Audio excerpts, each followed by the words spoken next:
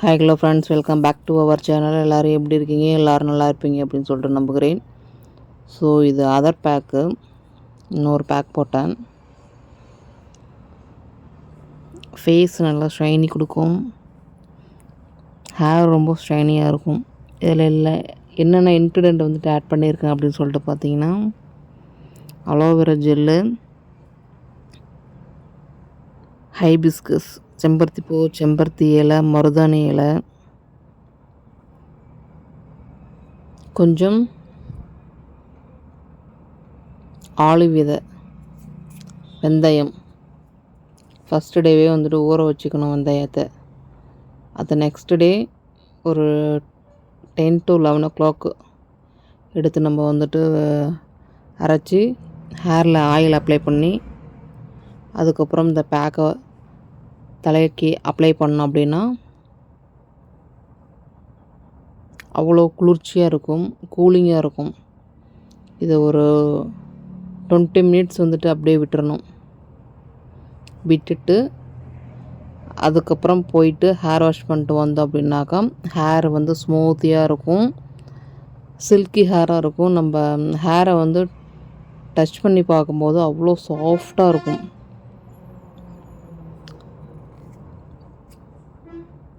அந்த வெந்தயம் நம்மளுக்கு ஹீட்டை வந்து ரெடியூஸ் பண்ணும், அலோவேரா ஜெல்லும் நம்மளுக்கு ஹீட்டை வந்துட்டு ரெடியூஸ் பண்ணும். ஸோ இது ரெண்டுமே சூப்பராக ரெமடி இருக்கும். ஹேருக்கு ஷைனி கொடுக்கறது செம்பருத்தி பூவும் செம்பருத்தி இலையும் தான், hibiscus leaf and hibiscus flower. So இது ரெண்டுமே கண்டிஷ்னர் மாதிரி வந்துட்டு ஒர்க் பண்ணோம். இது ரியலி வந்துட்டு ட்ரூத்து. இதை நீங்கள் ட்ரை பண்ணி பார்த்துட்டு நீங்கள் சொல்லுங்கள் எனக்கு. அதுக்கப்புறம்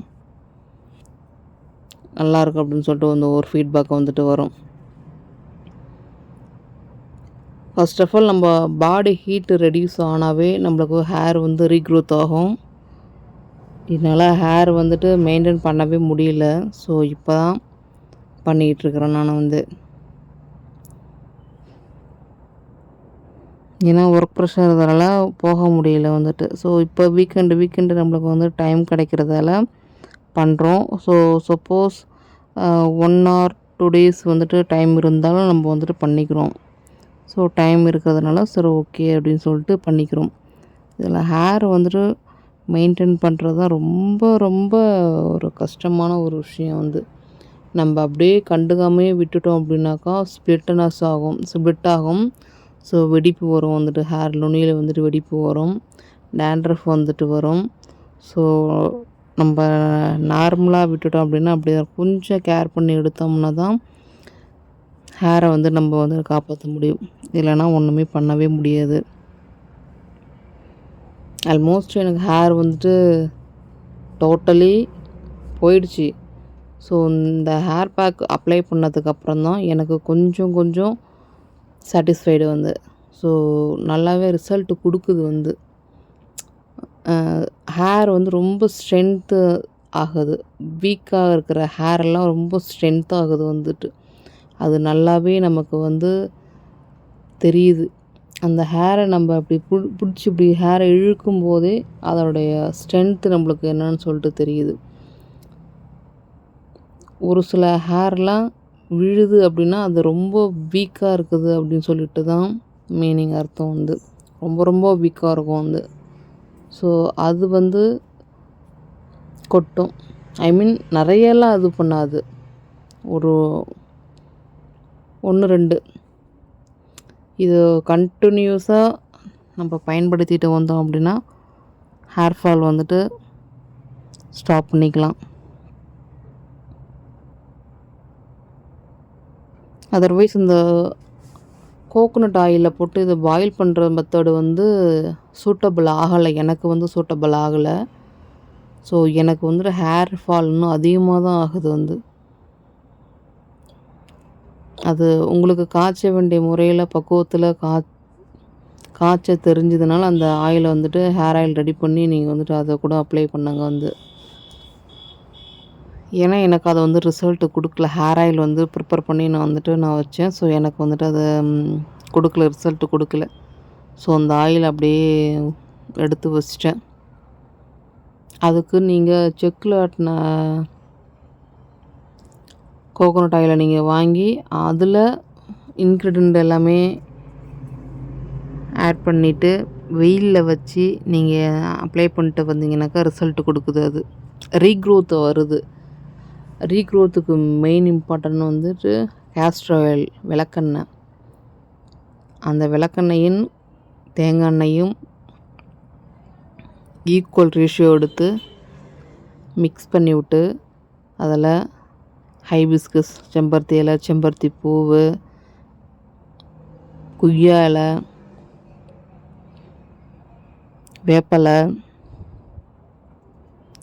அலோவேரா ஜெல்லு கூட யூஸ் பண்ணிக்கலாம். பட் ஆனால் அதை வந்து ஜெல்லாக எடுக்கக்கூடாது, பீஸாக அப்படியே எடுத்து போட்டுக்கணும்.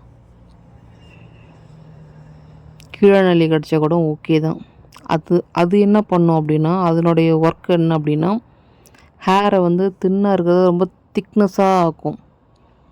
ஹேர் நம்மளுக்கு தின்னாக இருக்கிறதுனால தான் ஹேர் ஃபால் நிறைய ஆகுது. இதே ஹேர் நம்மளுக்கு திக்னஸாக இருந்தது, ரொம்ப திக்காக இருந்தது அப்படின்னா ஸ்ட்ரென்த்து ரொம்ப நல்லாவே இருக்கும் அந்த ஹேருக்கு. ஸோ அதுக்கு மஸ்ட்டு கீழாநெல்லி, அதை எடுத்துக்கோங்க. நெல்லிக்காய் அதையும் எடுத்துக்கோங்க. எடுத்து அந்த கோகோனட் ஆயிலில் போட்டு கறி லீவ்ஸு, மெயினாக கறி லீவ்ஸு, வெந்தயம் இதையும் போட்டு ஒரு பாட்டிலில் போட்டு வெயிலில் வச்சுருங்க. வெயிலில் வச்சிட்டிங்கனாக்கா சூப்பராக இருக்கும். அந்த ஆயிலை எடுத்து ஹீட் பண்ணி, டபுள் பாயில் மெத்தடில் ஹீட் பண்ணி நீங்கள் அப்ளை பண்ணிட்டு வந்துட்டு ஹேர் வாஷ் பண்ணினீங்க அப்படின்னாக்கா க்ரோத் வந்துட்டு நல்லா இருக்குது. ஸோ கோல்டாக இருக்கிறவங்களுக்கு கோல்டு பிடிக்காது. ஏன்னா டபுள் பாயில் மெத்தடில் வந்துட்டு ஹீட் பண்ணுறாங்களோ அதனால் வந்துட்டு ஸோ சூப்பராக இருக்கும். நான் பாருங்கள் வந்துட்டு ஹேர் வாஷ் பண்ணிட்டு வந்துட்டேன் பாருங்களேன். ஹேர் வந்துட்டு எவ்வளோ ஸ்மூத்தாக இருக்குது பாருங்கள். சூப்பராக இருக்கும் வந்துட்டு ஹேரு, ஷைனி லுக்காக இருக்கும். வந்து கண்டிஷ்னரே நம்மளுக்கு வந்துட்டு போட வேண்டிய அவசியமே இருக்காது.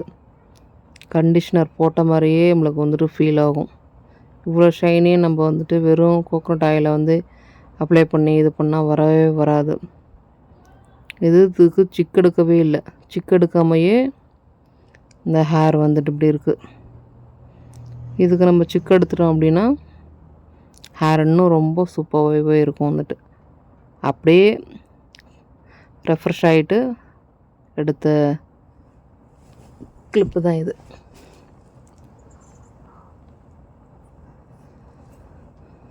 நான் சொன்ன மாதிரி வந்துட்டு ஹேர் ஆயில் வந்துட்டு நீங்கள் அப்ளை பண்ணி வச்சு நீங்கள் கண்டினியூவாக நீங்கள் வந்துட்டு பண்ணிட்டு வந்தீங்கன்னா கண்டிப்பாக ரிசல்ட்டு பார்க்கலாம்.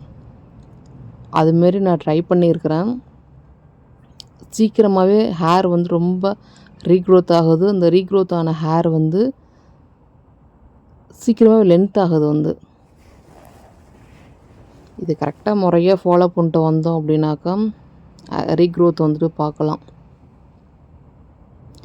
நான் ஒன்ஸ் வந்துட்டு ஃபாலோ பண்ணுவேன், அதுக்கப்புறம் டைம் இருக்கிறதுனால அப்படியே வந்து விட்டுறது. வந்து இதனால தான் என்னோடய ஹேர் வந்து இப்படி இருக்கிறது. இதில் இன்னொன்று என்னன்னா, ஹேர்